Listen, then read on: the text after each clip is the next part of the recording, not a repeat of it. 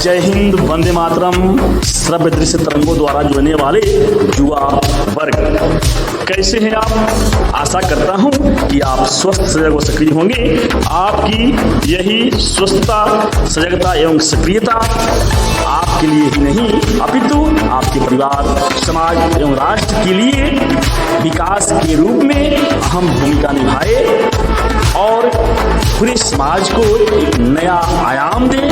इसी उम्मीद के साथ हम आज इस वीडियो में जुड़ते हैं एक बहुत ही रोचक कहानी से। और वह रोचक कहानी बहुत ही सुंदर है, बहुत ही आकर्षक है, बहुत ही मनमोहक है। तो आइए, उस कहानी का नाम है ज्ञान के बिना, अर्थात ज्ञानम भारम क्रिया बिना, क्रिया के बिना ज्ञान भार स्वरूप होता है। तो आइए अविलंब उस रोचक कहानी से जुड़ते हैं। कहानी से जुड़ने के पहले एक आग्रह है कि यदि आप तथ्य तरंग पर नए हैं तो निश्चित रूप से इसे सब्सक्राइब कर लें और बेल आइकन की घंटी को दबा लें, जिससे कि महत्वपूर्ण तथ्यपरक ज्ञान जैसे ही अपलोड किया जाए आपको सर्वप्रथम पहुंचे और आप उसे लाभान्वित हों। तो आइए अविलंब हम उस कहानी की रोचकता से जुड़ते हैं जिसका नाम है क्रिया के बिना ज्ञान भार स्वरूप होता है।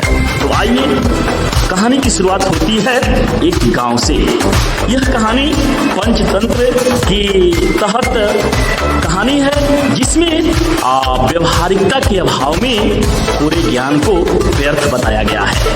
नीतिकार का मानना है कि जीवन की सफलता के लिए व्यक्ति में अलौकिक व्यवहार का होना अति आवश्यक है। व्यक्ति में परिपक्वता व्यवहार से आती है, न कि शुष्क ज्ञान से आती है। इसलिए बुद्धिमान व्यक्ति विद्वान की अपेक्षा श्रेष्ठ माने जाते हैं। इसका मुख्य कारण यह है कि क्रिया अथवा व्यवहार से ही व्यक्ति के आचरण का पता चलता है, शुष्क ज्ञान से व्यक्ति के चाल चलन का पता चलता है। तो इससे संबंधित कहानी मुख्य रूप से आपके लिए प्रस्तुत है।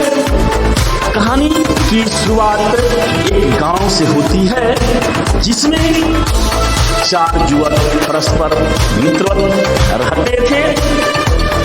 उनके बीच बहुत ही घनिष्ठ मित्रता थी। उनमें 3 जो है सो शास्त्र ज्ञान में निपुण थे, अर्थात शास्त्रों का ज्ञान उन्हें बहुत था, परंतु उनमें से एक बुद्धिहीन था और मूर्ख था। वह मूर्ख के साथ साथ बुद्धिमान था। उन सबों में आपस में एक विचार बनती है कि विद्या प्राप्ति से करने से क्या लाभ यदि दूसरे देश में जाकर के किसी राज दरबार में राजा को प्रसन्न कर अर्थोपार्जन न किया जाए। तो इस प्रकार चारों युवकों में से जो 3 युवक शास्त्र ज्ञान में निपुण हैं परंतु बुद्धिहीन हैं, तथा एक युवक मूर्ख है परंतु बुद्धिमान है, ये चारों मिलकर के यह रणनीति बनाते हैं और चारों जो है सो दूसरे देश जाकर राजा को प्रसन्न कर अर्थोपार्जन करने की रणनीति बनाते हैं। इस प्रकार वे सभी पूर्व देश की ओर जाने का निर्णय करते हैं और रास्ते में जाते हुए सबसे बड़ा जो युवक है वह अपना विचार रखता है और कहता है कि अरे हम लोगों में से एक तो मूर्ख है परंतु बुद्धिमान है। विद्या के बिना बुद्धि द्वारा राजा से उपहार प्राप्त नहीं किया जा सकता, इसलिए अपने द्वारा अर्जित उपहार उसे हम नहीं देंगे, वह घर लौट जाए। दूसरे युवक ने कहा, अर्थात पहले बड़े युवक की प्रतिक्रिया सुनकर के दूसरे युवक ने कहा कि हे चतुर, तुम अपने घर को वापस चले जाओ क्योंकि तुम मूर्ख हो। यह बात सुनकर तीसरे युवक ने कहा कि नहीं, ऐसा करना ठीक नहीं होगा, ऐसा करना उचित नहीं होगा, क्योंकि हम सब बाल्यावस्था से ही एक साथ पढ़ते आ रहे हैं, खेलते आ रहे हैं, और वह बाल्यावस्था क्यों व्यर्थ जाए। इसलिए हम लोगों के द्वारा जो भी धन अर्जित किया जाएगा वह उसमें बराबर का हकदार होगा। यह भी हम लोगों के साथ चले, क्योंकि यह भी ज्ञान है कि अयम निजः परोवेति गणना लघु चित्साम, अर्थात यह अपना पराया ये छोटे लोग वाले करते हैं। हम लोग तो इतने पढ़ करके विद्वान हैं, तो ये दोनों बाकी जो दो हैं उन तीसरे की बात सुन करके उसे चलने के लिए कह देते हैं, अर्थात चारों राजी होकर के दूसरे देश के लिए चल देते हैं धनोपार्जन हेतु। इस प्रकार रास्ते में चलते हुए जाते हुए जंगल पड़ता है, और जंगल के एक जगह पर कुछ हड्डियां दिखाई पड़ती हैं। तो इन हड्डियों को देख करके, अर्थात रास्ते में जंगल में जाते समय रास्ते में एक जगह पर जो हड्डियां दिखाई पड़ती हैं, उन हड्डियों को देख करके ये विद्वान जो शास्त्र के ज्ञाता हैं, इनमें से सोचते हैं तीनों कि क्यों नहीं अपनी विद्वता का परिचय, अपने शास्त्र ज्ञान का परिचय यहाँ दिया जाए।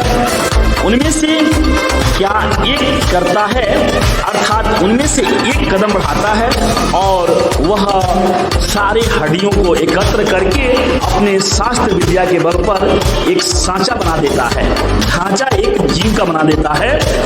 और दूसरा क्या करता है कि उसमें हड्डी मांस और खून से भर करके उसे पूरा सुडौल बना देता है।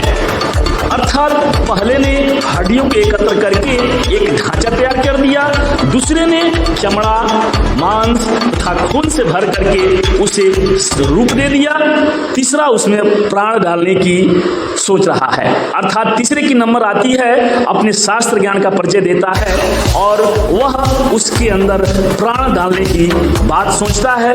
तब तक मूर्ख जो बुद्धिमान है वह कहता है, अरे अरे ठहरो, रुको, यह सिंह है, इसमें जैसे ही प्राण का संचार करोगे वह सबको मार डालेगा। परंतु इसकी बात को सुन करके जो शास्त्र ज्ञान में पारंगत युवक हैं वे कहते हैं, उसकी खिल्ली उड़ाते हैं, कहते हैं कि तुम हमारे ज्ञान को सार्थक होने नहीं देना चाहते हो, हम लोग जो ज्ञान हासिल किए हैं उसकी परीक्षा ले करके रहेंगे। इतना बात सुन करके मूर्ख बुद्धिमान कहता है, ठहरो ठहरो, पहले तब तक ठहरो जब तक कि मैं वृक्ष पर चढ़ नहीं जाता हूँ। इस प्रकार वह बुद्धिमान मूर्ख वृक्ष पर चढ़ जाता है और उसके बाद जैसे ही तीसरा व्यक्ति उसमें प्राण का संचार करता है, वह सिंह का रूप धारण करके दहाड़ उठता है और भी गरजते हुए वह तीनों युवकों को खा जाता है। इस प्रकार हम देखते हैं, अनुभव करते हैं कि ये तीनों शास्त्र में पारंगत रहते हुए भी अपने जीवन से हाथ धो डाले, परंतु वह बुद्धिमान मूर्ख होते हुए भी अपने जीवन को बचा लिया व्यवहारिक ज्ञान के बदौलत। इससे ये सबक मिलता है, ये शिक्षा मिलती है कि बुद्धिमान होना जरूरी है और ज्ञानवान होना उतना जरूरी नहीं है। अर्थात ज्ञानवान होने से बुद्धिमान होना जरूरी है। यदि ज्ञान व्यवहारिक नहीं है तो वह ज्ञान बेकार है, भार स्वरूप है। नीतिकार ये बताते हैं, कहते हैं कि लौकिक व्यवहार की जानकारी के बिना पूरा ज्ञान प्राणघातक होता है। जिस प्रकार अनेक प्रकार के आभूषणों से सुसज्जित व्यक्ति रूपहीनता के कारण शोभा नहीं पाता, उसी प्रकार जिसके इंद्रिय तथा मन अपने वश में नहीं होते, उसका ज्ञान व्यवहारिक ज्ञान के अभाव में निष्फल चला जाता है। ऐसा ज्ञान हाथियों के स्नान के समान होता है, क्योंकि हाथी जब स्नान कर लेता है तो पुनः अपने पर कीचड़ उठा करके धूल अपने पर डाल लेता है और पुनः अपने आप को गंदा कर लेता है। वैसे ही ज्ञान प्राप्ति के बावजूद भी व्यवहारिक ज्ञान के अभाव में जो ज्ञान है वह व्यर्थ चला जाता है। इस कहानी से हमें ये शिक्षा मिलती है, लौकिक ज्ञान से ही व्यक्ति में समझदारी आती है, इसलिए लौकिक ज्ञान जरूरी है।